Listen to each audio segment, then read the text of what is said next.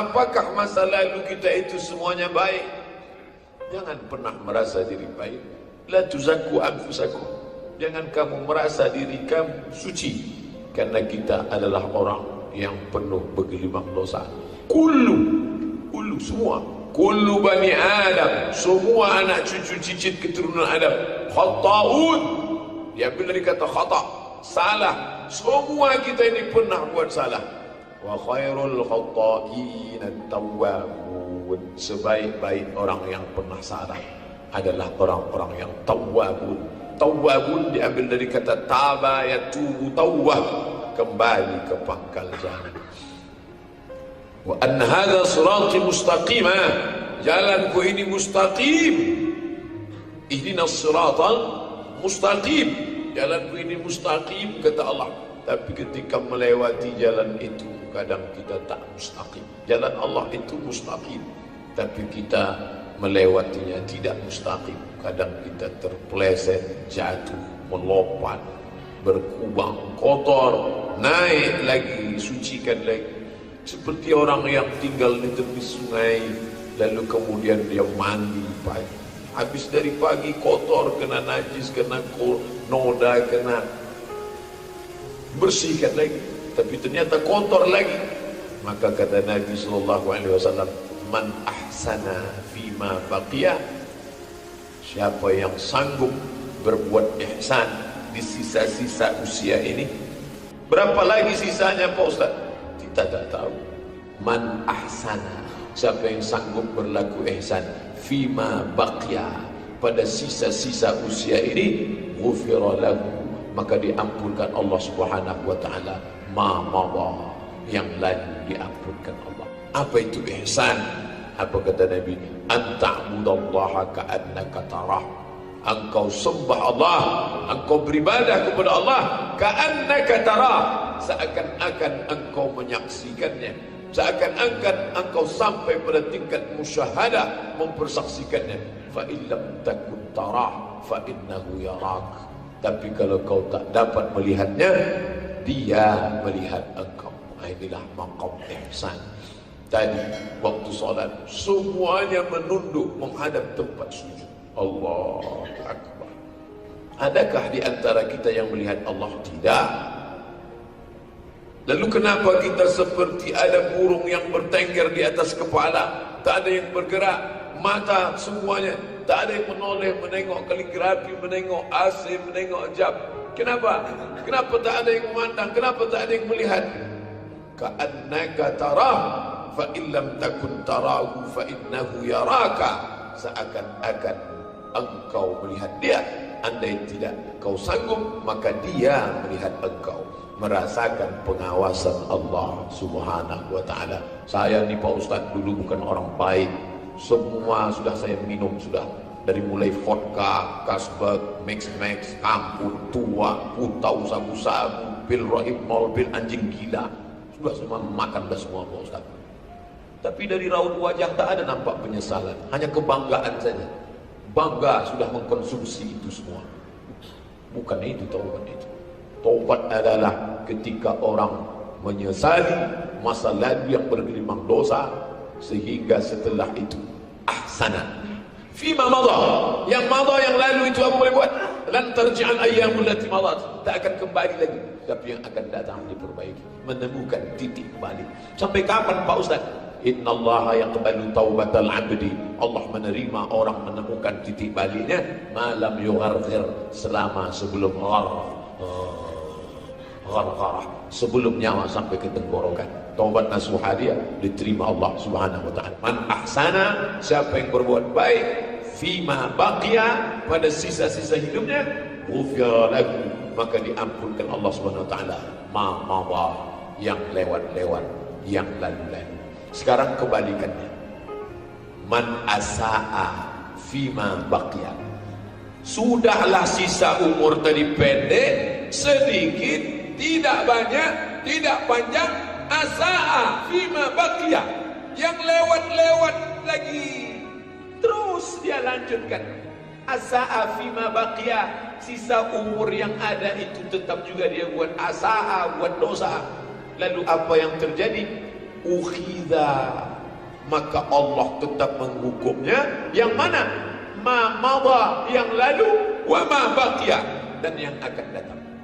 Jadi kalau ada orang bertanya, Pak Ustaz, apakah orang yang sudah bertaubat itu ditutupi yang lalu-lalu? Ditutup Allah. Tapi ketika dia tidak memperbaiki, tidak ihsan, maka ukhiza, dibukakan Allah lagi aib-aib, cacat-cacat di masa lalu. Lalu setelah itu yang akan datang tetap dihukum Allah Subhanahu wa ta'ala. Hidup kita ini cuma dua saja, madha, baqiyah. Yang paling baik madhanya ihsan, baqiyahnya ihsan. Itu the best itu. Yang tak baik baqiyah, madha tak baik, tapi baqiyahnya baik. Okey, pertengahan. Yang paling parah madha dosa, baqiyah dosa. Tak ada sisa kebaikan sama sekali. Na'udzubillah. Bapak Ibu, apakah Ustaz Abdul Somad itu tak ada dosa? Oh, bergelimang dosa. Dosa kepada sesama manusia, dosa kepada Allah Subhanahu wa ta'ala. Tapi bahwa kita merasa berdosa dengan satu perbuatan dosa lebih baik daripada merasa alim dengan satu perbuatan amal saleh. Satu perbuatan dosa pernah dia buat, tapi itu terus menghantui isi kepalanya sehingga dia merasa orang paling tidak layak masuk ke dalam surga, sampai-sampai diucapkannya, ilahi lastu lil firdausi ahla.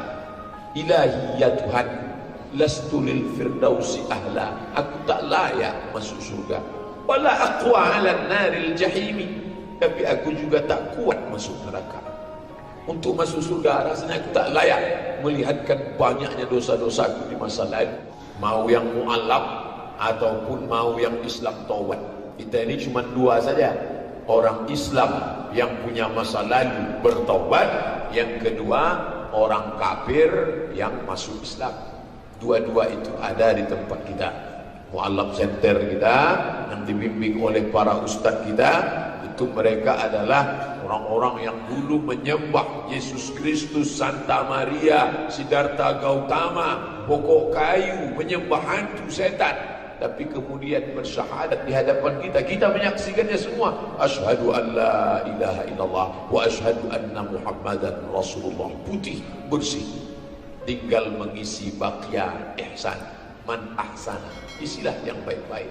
Adapun kita memang dari lahir sudah Islam, ayah muslim, ibu muslimah, lahir sebagai seorang muslim, tapi kita silap, kita khilaf, kita salah, lalu kemudian menemukan titik balik usia 35, 40, 45, 50, taubat nasuha, beramal soleh. Masalah mengajak orang taubat, masalah ngajak orang sholat, tak perlu LCMA.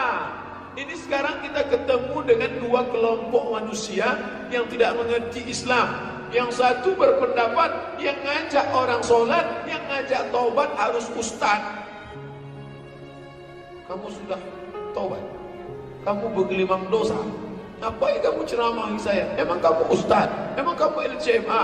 Urus saja diri kamu sendiri. Ini privasi saya. Mau saya masuk surga, mau saya masuk neraka, itu urusan saya. Ini orang tidak paham ajaran Islam. Ud'u ila sabili rabbik, ajaklah orang ke jalan Allah Subhanahu wa ta'ala. Dia sudah lama tahu itu surga neraka. Dia sudah lama tahu ajaran Islam, tapi yang menyentuh hatinya belum ada. Dia nonton TV, hatinya tak tersentuh. Dia tiap hari dapat info dari internet, bahkan video tentang neraka pun sudah ada. Video neraka, orang menjerit-jerit, tertusuk-tusuk, inilah kira-kira gambar. Dia tak tersentuh. Yang menyentuh hati dia ucapan saudaranya, kapan tobat? Hanya singkat saja, kapan tobat? Tapi dua kata itu, kapan tobat, terus menghantui pikirannya. Dia sedang makan, kapan tobat? Dia pas mau tidur, kapan tobat? Wajah saudaranya itu terbayang terus, kapan tobat? Kapan tobat? Itulah yang dikatakan Nabi, ayyahdiyallahu bika rajulan wahidan. Satu orang dapat hidayah karena mulutmu, karena lidahmu. Satu orang saja jamaahmu. Kau tak pernah ceramah di TV, tak pernah masuk YouTube, tak pernah ceramah depan orang banyak. Satu orang saja yang kau ceramahi. Khairun min humurin ni'am. Dalam riwayat lain, khairun minad dunya wa ma fiha. Lebih baik daripada langit, bumi, dunia beserta isinya. Bertamu ke rumah orang, Sampai masanya azan, Allahu Akbar, Allahu Akbar. Pak, saya mohon izin dulu ya. Mau kemana? Ngobrol kita belum selesai. Azan ke masjid. Singkat kalimatnya, saya izin dulu azan mau ke masjid. 5 kata. Awalnya mungkin dia marah, alah sombong kamu, baru ke masjid 2 hari. Pergi sana. Tapi besok menjadi sentuhan dalam hatinya. Saya kapan ke masjid? Dia sudah menemukan titik baliknya. Dia sudah bertobat kepada Allah. Saya kenapa belum juga lagi? Kapan? Bapak Ibu yang dimuliakan Allah Subhanahu wa taala. La tayasu, jangan pernah putus asa min rahmatillah.